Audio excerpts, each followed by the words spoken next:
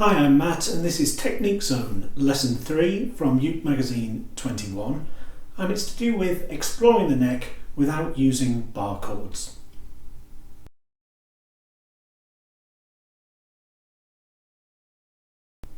What I definitely don't want to say here is that you shouldn't use bar chords.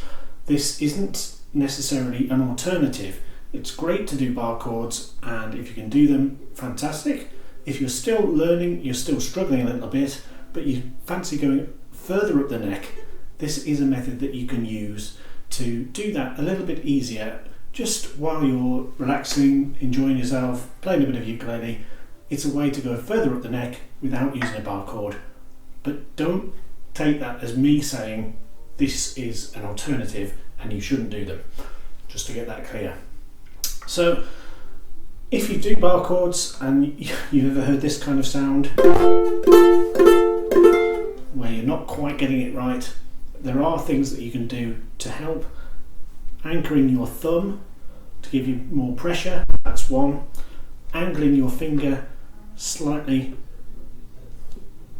to your right if you're right-handed. That just means that the little grooves in your finger that otherwise might align with the strings are taken out of the picture a little bit. So thumb and angling your finger so you get a better contact.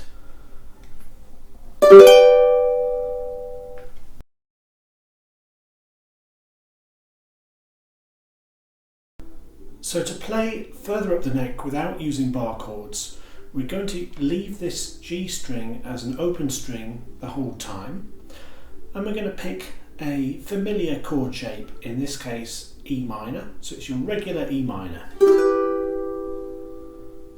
Now to get up and down the neck, we're going to maintain that E minor shape and move that whole chord further up and further down without actually leaving the fretboard. In this case, I'm going to go from the 2nd fret up to the 5th and back down again, all the time keeping the E minor shape that you're familiar with.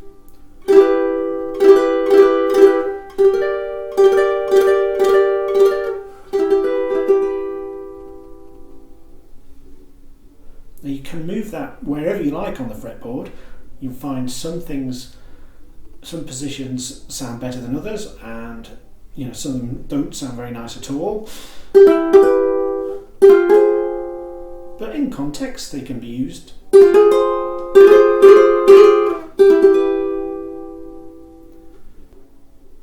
It's an easier method to keep your fingers in the same shape and in contact with the strings the whole time, rather than removing your fingers and then trying to find your place again, particularly if you're not familiar with this end of the fretboard.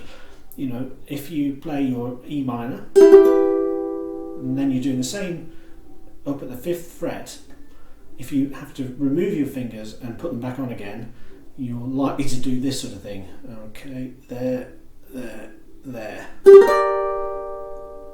But if you keep your fingers in place and the same shape maintained, then it's a lot simpler.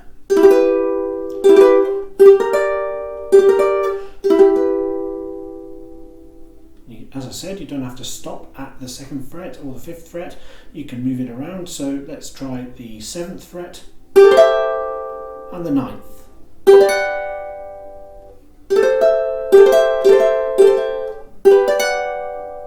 All the time that G is sounding. And it's just the 3 strings that are in your E minor chord that you're using. And you can of course use it with different shapes as well. So if we try G minor, then we're going to move that up to the 3rd and the 5th.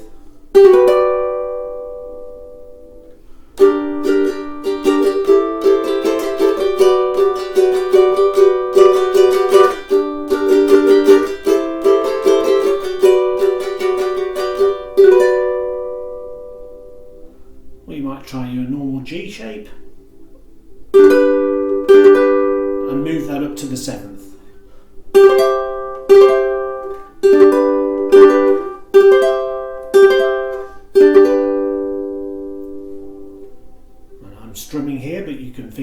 just the same.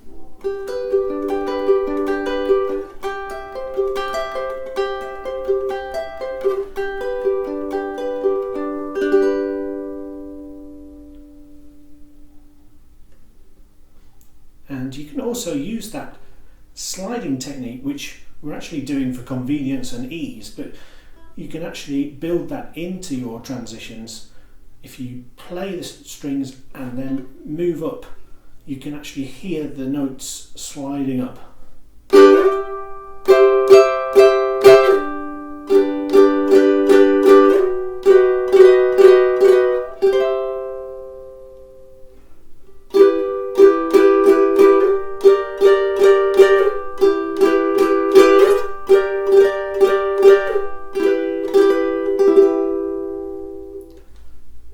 I've used some chord shapes that you're familiar with, but you don't have to stick with those.